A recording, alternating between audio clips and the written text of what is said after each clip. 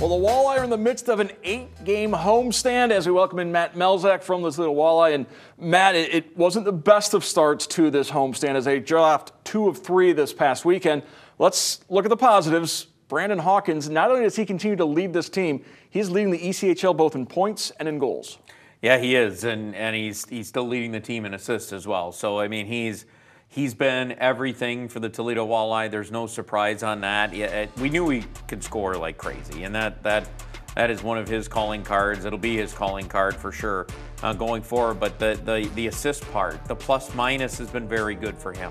Those are important things to him as well, and it's made him more all around on his game, and it's probably made him a better player overall, having that part of his game. But you're right, the late heater that he's been on now has been more on the goal side as of late.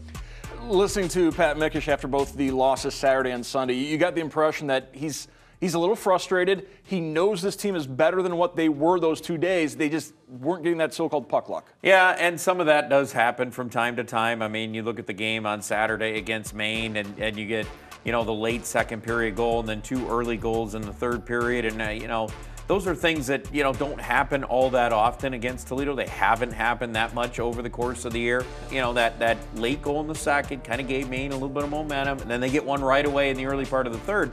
And even very good teams like Toledo, it's hard to flip it back around when a team starts going in that direction.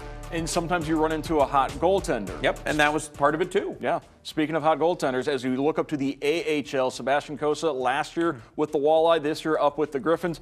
He had a really great week. The Grand Rapids team is having a fantastic season. The Detroit Red Wings are having a fantastic season. It's great news for the organization as a whole, but it could mean March is a little different for the Walleye than what we've seen in the last couple of years. Well, it certainly could, Mark. It could take a different turn because what we're going to see, whatever Detroit does right at the trade deadline, and that could lead to Grand Rapids having to make some moves near the trade deadline. Plus, you're going to have college players coming out, and some of those that are ready for AHL play might join Grand Rapids right away, so that whole roster could fluctuate a little bit here going forward.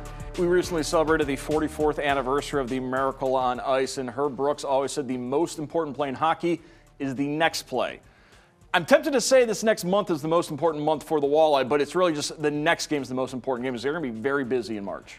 They are going to be very busy. 16 games in the month of March. You got a good amount of them on the road. You got that big South trip coming up with the wraparound to Cincinnati at the end of it. So, yeah, there's a big stretch coming for the Toledo Walleye, and that's why maybe this next weekend, taking on Fort Wayne Friday and then Iowa back-to-back Saturday, Sunday could be an important one for Toledo when you're talking about the home games, especially with this home stretch. Once it's done, there's not a lot of home games left after that, so it's more road than it is home. So Toledo, to make some hay here, gotta get it going here on the home ice, and I think they will. I think you look at those 2 games. I mean, obviously tired at the end of the third period on Sunday against Fort Wayne, but look at how they dominated the second against a team that didn't play the night before. So I'm not as overly concerned with Toledo's play going forward. I think they'll be fine coming out this weekend.